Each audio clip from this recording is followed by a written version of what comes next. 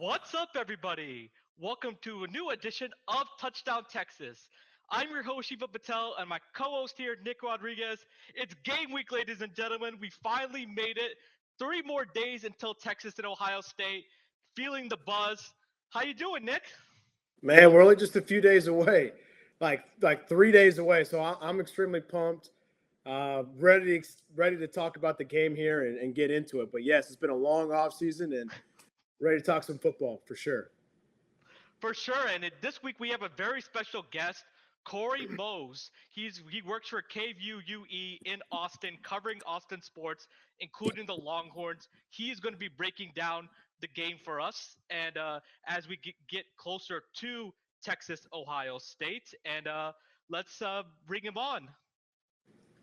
So, Cory, how's it going, man? Welcome to the pod. Yo, so excited to be a part of the pod. Love the energy so far. And yeah, just thankful and blessed that y'all even thought to have me on. Just excited to be here. Of course, and those of you that are not familiar with Cory, he's a sports reporter and anchor for KVUE in the Austin area, covering all Austin sports as well as Texas athletics, and that's why we wanted to bring him on to chop it up about Texas and Ohio State this weekend. So, Cory, let's get onto it. My first question is that you've interviewed a lot of different athletes, within Texas athletics, softball, basketball, football. What have been some of your favorite interviews that you've had and student athletes that you've gotten to know over the years? Great question. Okay. So I think my first year here was Bijan Robinson's last year. And so Bijan was really cool, or Bijan, that's what his mom named Yeah, him after Bijan. And so I was able to kind of get close with him throughout the year just because of going to his different um, outside of football stuff, if that makes sense. So like all his NIL stuff. So when Texas isn't involved and it's just him and his brand and like the mustard stuff, he has a clothing line. So it was really cool to kind of meet him and kind of get to know that side of Bijan and not just the football side. So he was definitely somebody that has to be up there. Another guy, I would say Timmy Allen. I know that's like a sleeper pick nice. basketball wise. Yeah. But Timmy Allen was just a cool dude. We still talk to this day, to the fact of just like, man, you're dope. I'm dope. Like, let's just kick it. Like, let's just be friends. And so Yeah, over time, we just built a real friendship. And so Timmy was just always real at the podium.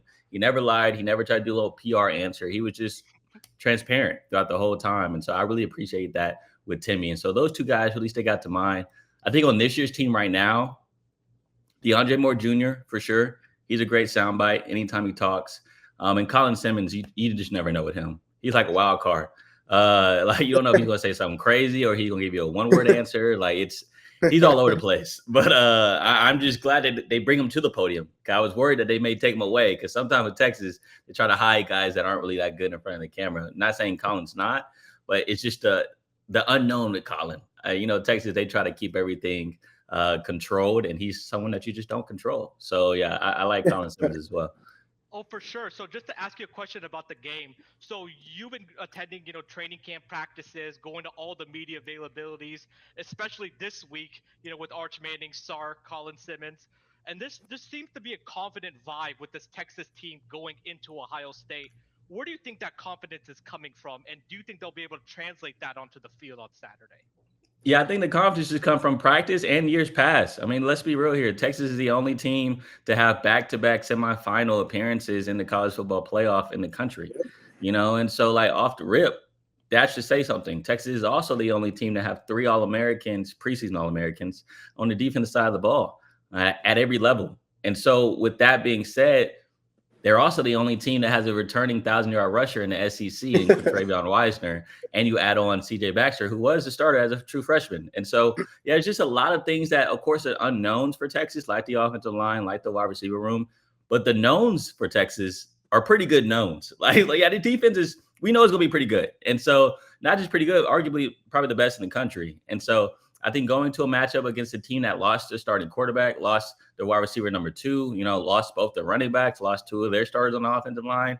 It's a lot to kind of, I guess, have to like navigate through. And even like their offensive coordinator, Chip Kelly, like, I think that's, to me, is one of the biggest losses that no one's really Oh yeah. discussing. They're just trusting Brian Hartline to move into that role.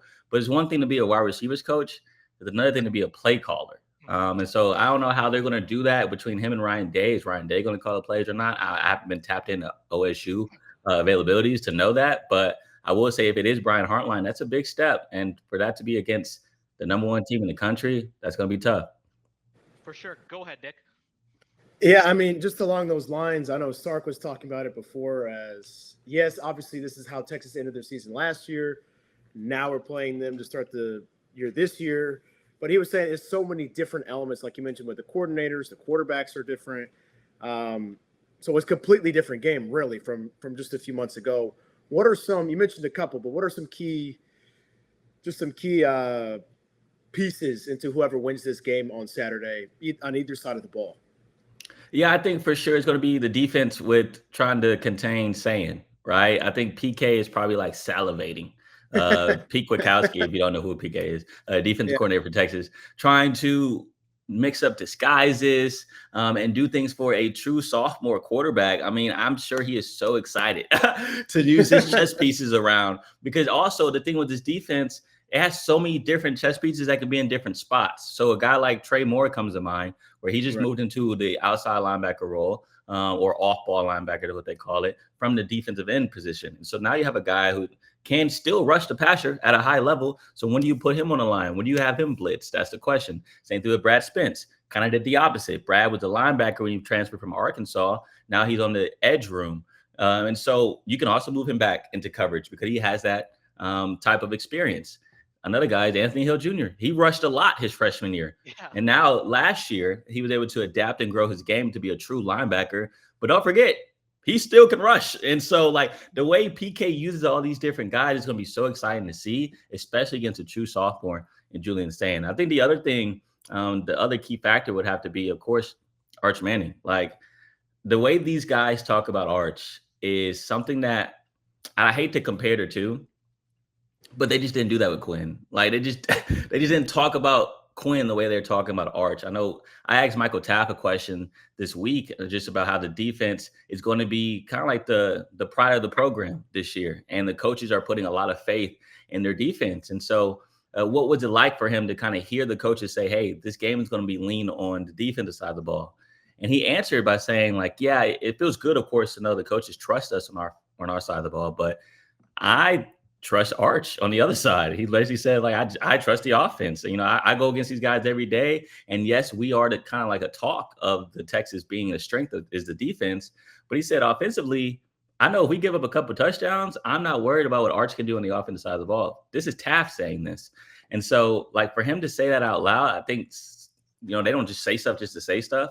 It proves to me that Arch has been able to move the football against his defense throughout these closed practices, and that only gives the defense confidence to know that they can make a couple of mistakes and trust the offense to kind of make up for it. And they're even saying this defense may even be better than last year's defense, which is absolutely crazy.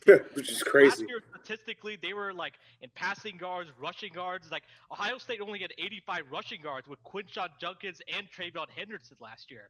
And Jeremiah Smith only had one catch for 3 yards, which I don't think is going to happen again. But you were at that semifinal game last year in Dallas at Cowboys Stadium. What do you think, Cory, is the biggest lesson Texas learned from last year that they can move to this year coming into this game? I think I don't know if there's anything they could have learned because, of course, it's new personnel, right? But I will say something that they probably wanted to improve on for this upcoming game is the pass rush. And I kind of just mentioned it a couple of times with different guys that could rush. I didn't even mention like an Ethan Burke, you know, or any of the D tackles that transferred in, one of them being from Ohio State and Hero Canoe. I think that pass rush is going to be something completely different than what we saw in the game last year. Of course, Ohio State had a really good offensive line last year. And there were still some pieces like Colin Simmons, who's a true freshman. Like, yes, he's great, but he was still a true freshman in that game, one of the biggest games of his life. And so he has a whole offseason to grow. He had a whole offseason to get better and to develop his body. And one thing that was kind of interesting to me to find out this offseason is that the defensive line coach, I'm forgetting his name right now. I want to say LeVar Allen. Allen Clark. My apologies. Allen Clark, edge coach, came in from Ohio State, and you know he's coaching Colin Simmons right now and trying to improve his game. And one thing that they're working on is having Colin put his hands in the dirt this year. So if you watch Colin Simmons last year, he was a 2-point stance type of guy. He stood up when he rushed the passer. But now they're focused on him putting his hands in the dirt to help out his start, which is crazy because he already has a super fast start. But Allen was saying he's even faster this year because now he's watching tape of Michael Parsons. He's watching tape of guys like Abdul Carter and telling Colin, like, hey, this was going to get you to the next level. And so the fact that Colin's going to be able to be even better and more disruptive is kind of crazy to think about. But I think that pass rush is going to be wild when it comes to the game last year and this year. How big is it that Arch played a couple games last year? Because we know he played, 2 games that he started? I know he started against Mississippi State. It was the first SEC game, which actually ended up being pretty tight for a little bit, and then we pulled away. He played in some big moments against Georgia in the SEC championship game and in the regular season, which obviously didn't break our way.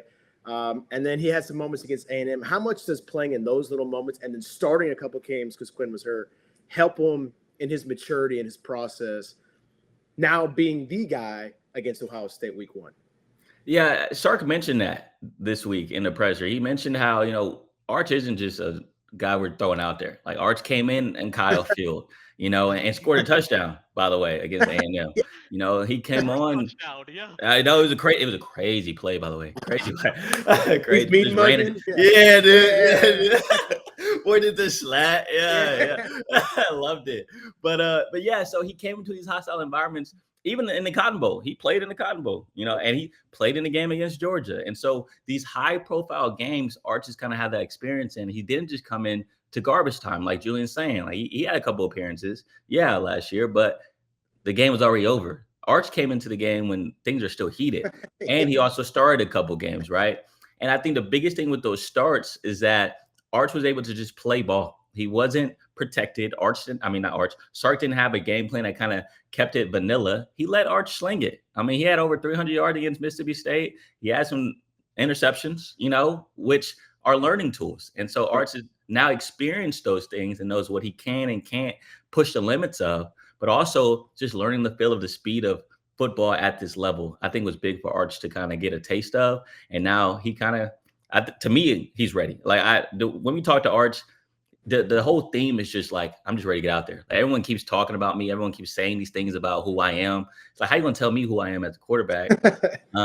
Which I understand, because the fact that all these national media who's never came to a practice is talking about how good Arch is going to be is kind of wild to me.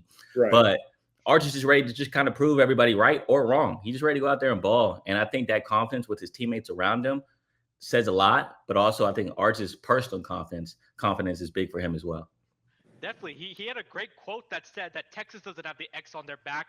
The opponent, we're hunting them, which shows the confidence, like you said, Cory. Yeah.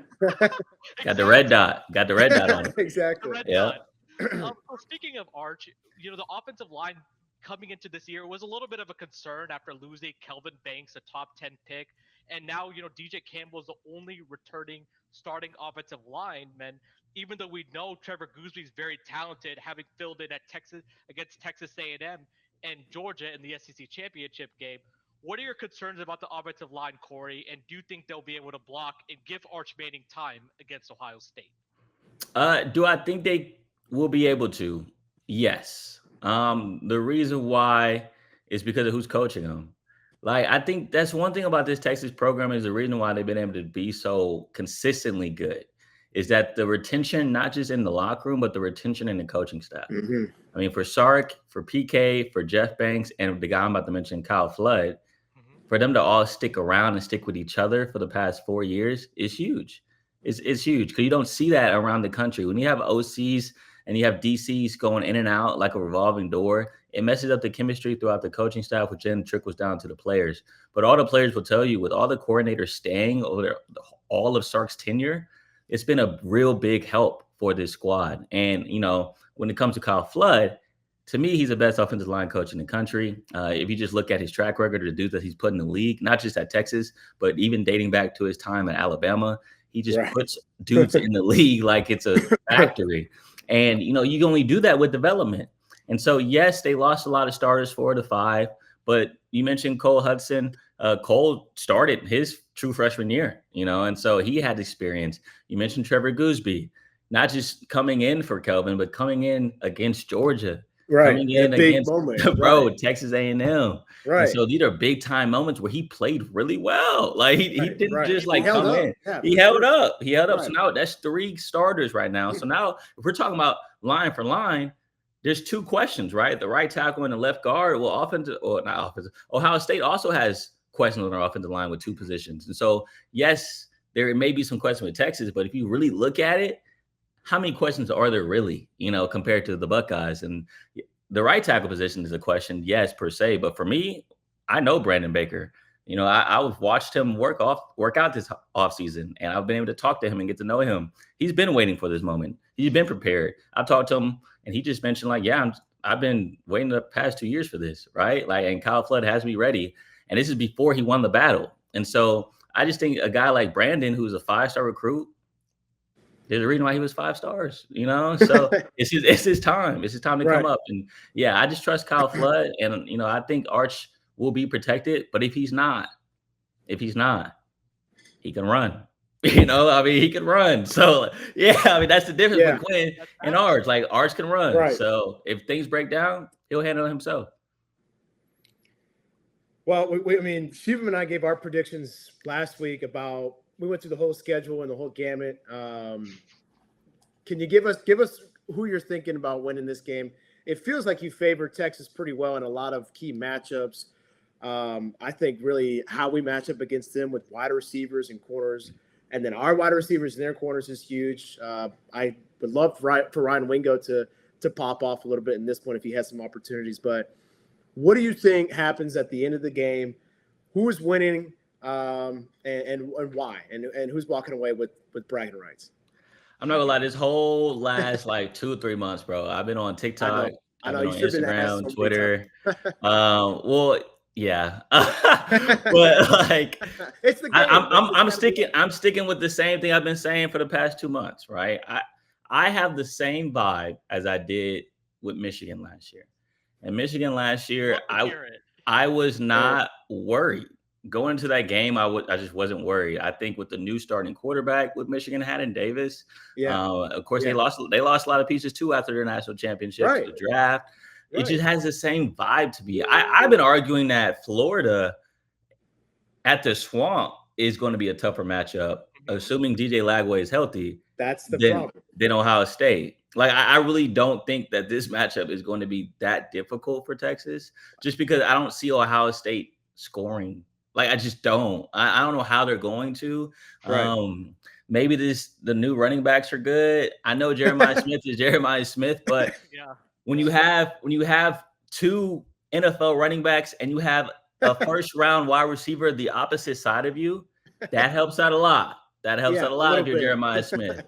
And so now it's like we're just gonna roll the coverage over to you and make everybody, all these unknowns, this unknown quarterback, this unknown number 2 receiver, these unknown running backs, make them beat us and not have you beat us. And so if that's the game plan for Texas, I like Texas's chances with hoping Julian Sand throws for 300 yards against his defense compared to letting Jeremiah Smith go crazy. So that's why I'm just confident that they just won't let Ohio State score. And when I'm hearing about Arch and what I'm seeing from Arch, I think he can put up 14 points. If that's all we're asking, I think he can do that. And so, I'm thinking it's a 2-score game for Texas. And I just don't have, I hate to say it, but I just don't have any worries. Like, I really don't. And mind you, they're really going on the road. Like Texas, they are 11-1 for the past 12 true road games. And so, they're dominant on the road. They love the us versus the world mentality. And they just pride themselves on going on the road, hearing all the criticism, hearing the embrace the hate chant and stuff like that. Like, they love it. They love the horns down. Like, I don't know what it is about the road. They get them fired up, but they love it. So to me, that's an advantage as well. They're definitely road warriors. They've not lost a road game since 2022. That was Quinn's first year against Oklahoma State, which is absolutely crazy. And the 2023 class of Anthony Hill and Arch Manning has never lost a true road game in their college career, which is absolutely insane. So Nick asked you about the Ohio State game. Let's talk about the season, Cory. What do you think is the final record going to be after 12 games? And I know you don't know the matchups in the playoffs, but how far does Texas go this year? That's fair. I know so many unknowns. I'm sorry. No, you're straight. I've been saying two losses. Don't know where those losses come from. I don't think it's going to be Ohio State, but I do think it could be a Georgia and a Florida. You I know, can you see never know.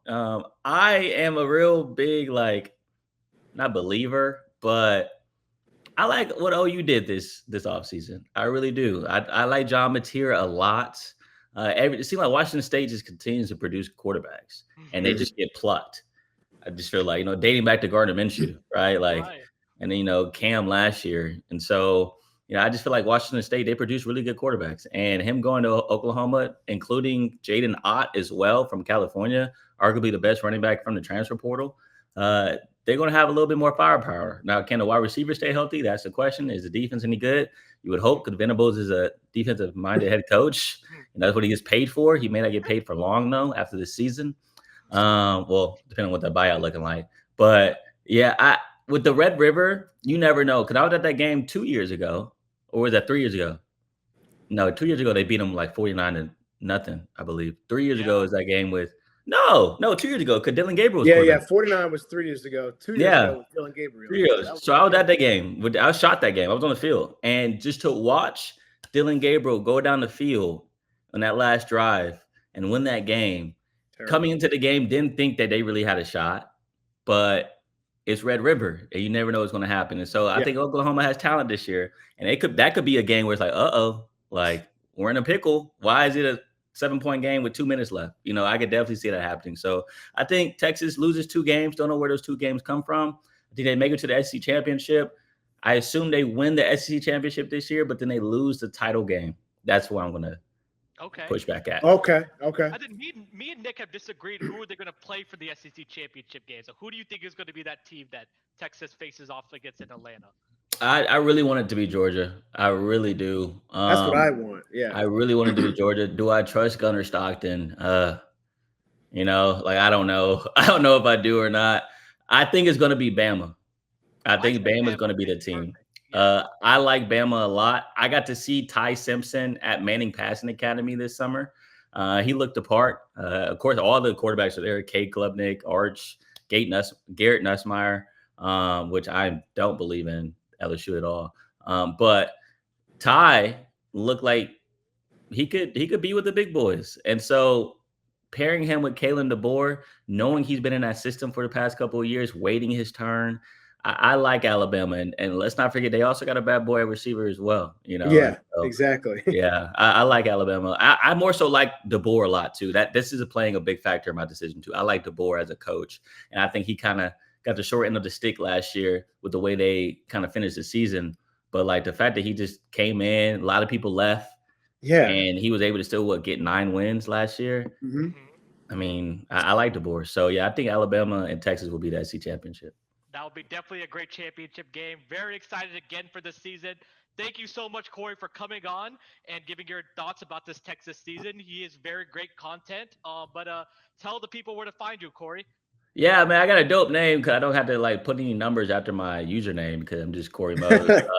So not Moses, it's just Cory Mose, CORY_MOSE on X or Twitter, whatever you want to call it. TikTok, same thing, just Cory Mose. Instagram, Cory Mose TV.